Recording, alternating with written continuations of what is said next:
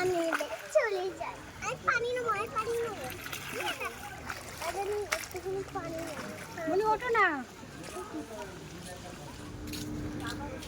দেখো আজকে আমি রান্না করছি মূলো আর পালং শাক, এটা ভাজা হবে।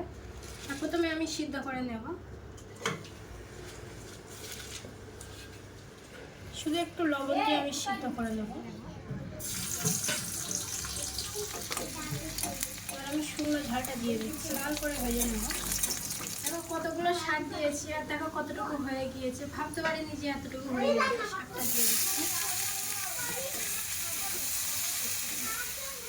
শাক ভাজা করছি, শাকের যে রসুনের শুকনো ঝাল যেটা লাল করে দিয়েছি, যে সেন্টটা কিন্তু সারা বাড়ি সবার নাকে আটকাচ্ছে।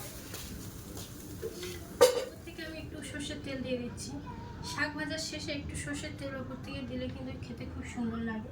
এই সর্ষের তেলের সেন্টটাও সুন্দর লাগে। দেখো কেমন হয়েছে।